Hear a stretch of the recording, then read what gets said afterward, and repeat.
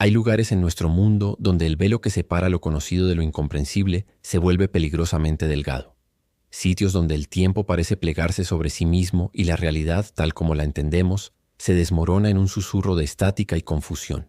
Esta es la historia de uno de esos lugares, una crónica de luces imposibles y secretos enterrados bajo el manto frío de un bosque inglés. Diciembre de 1980. El aire en Suffolk, Inglaterra, cortaba la piel con el filo del invierno. Cerca de la base aérea de la Royal Air Force en Bentwaters, una fortaleza de la Guerra Fría que albergaba armas nucleares, la noche transcurría con la monotonía habitual. Un zumbido eléctrico, constante y casi imperceptible, era la única banda sonora, aparte del viento que silbaba entre los pinos del bosque de Rendlesham. Pero esa quietud estaba a punto de ser profanada por algo que no pertenecía a este mundo, o quizás a este tiempo. Soldados en patrulla alzaron la vista, atraídos por un fulgor antinatural que danzaba entre las sombras de los árboles. No era el resplandor de un incendio ni la luz de un vehículo perdido. Eran luces pulsantes, de colores hipnóticos, que se movían con una inteligencia silenciosa y deliberada a través de la espesura. La curiosidad, o tal vez un deber mal definido, los impulsó a adentrarse en la oscuridad, siguiendo aquel rastro luminoso hacia el corazón del bosque. Allí, liderados por el sargento Jim Penniston, encontraron lo impensable. Flotando a escasos metros del suelo, suspendido en un silencio que absorbía cualquier otro sonido, había un objeto. No era un platillo, sino una forma geométrica perfecta. Un triángulo de metal oscuro y liso, sin uniones ni remaches visibles. Emitía una luz propia, tan intensa que parecía absorber la oscuridad a su alrededor. Un zumbido grave y profundo emanaba de su estructura, una vibración que se sentía más en los huesos que en los oídos. Vencido por un impulso que no podía explicar, el sargento Penniston extendió su mano y tocó la superficie fría del objeto. En ese instante una descarga recorrió su cuerpo, pero no fue una descarga eléctrica común. Su mente se inundó, cegada por una cascada de luz blanca y una secuencia interminable de unos y ceros. Símbolos binarios que se grabaron a fuego en su conciencia, un mensaje cifrado proveniente de una fuente desconocida. Luego, la nada.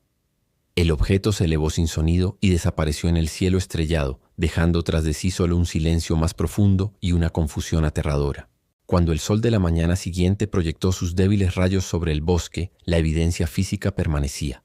En el claro donde el objeto había flotado, 3 depresiones circulares marcaban el suelo del bosque, como si un peso inmenso se hubiera posado allí. Los equipos de investigación detectaron niveles de radiación significativamente más altos que los normales en el área.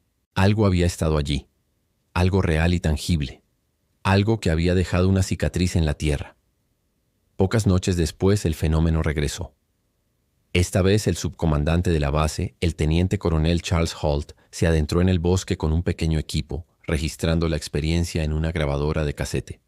Su voz, tensa y profesional al principio, se quiebra gradualmente ante lo que presencia. Describe luces en el horizonte que se mueven a velocidades imposibles, deteniéndose en seco y realizando giros en ángulo recto.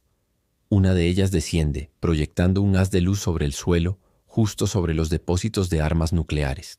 Luego, observa cómo la luz principal se divide en múltiples objetos más pequeños que se dispersan en direcciones distintas, como si exploraran el terreno antes de desvanecerse en la noche. Los hombres que presenciaron estos eventos nunca volvieron a ser los mismos. Sufrieron mareos, náuseas y una perturbadora sensación de pérdida de tiempo, como si fragmentos de sus vidas hubieran sido arrancados. Muchos experimentaron sueños recurrentes, pesadillas pobladas por símbolos extraños y la sensación de ser observados desde una dimensión invisible. El tiempo mismo parecía haberse vuelto inestable a su alrededor. La explicación oficial del gobierno británico fue tan simple como insultante. Los experimentados militares, entrenados para identificar cualquier amenaza aérea, habían confundido las luces distantes del faro de Orford Ness. Una explicación que no daba cuenta de las huellas en el suelo, de la radiación anómala, de la cinta de audio de un oficial de alto rango, ni del código binario que atormentaba la mente de Penniston.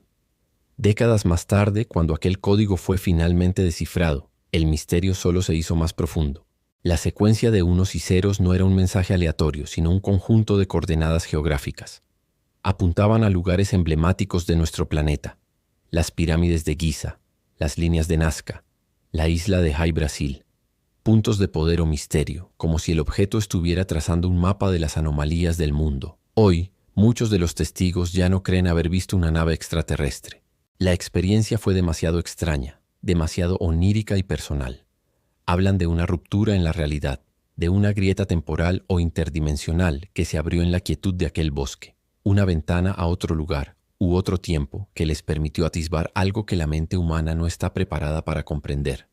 El bosque de Rendlesham sigue siendo un lugar inquieto. Quienes se aventuran en sus senderos por la noche informan de fallos en sus equipos electrónicos, de extrañas anomalías electromagnéticas y de la persistente sensación de no estar solos. El viento entre los árboles parece susurrar secretos, y la niebla, a veces, adopta formas que desafían la lógica. Algo despertó en diciembre de 1980 y quizás, solo quizás, nunca se fue del todo. Sigue allí, latente, esperando en el silencio, recordándonos que los límites de nuestra realidad son mucho más frágiles de lo que nos atrevemos a imaginar.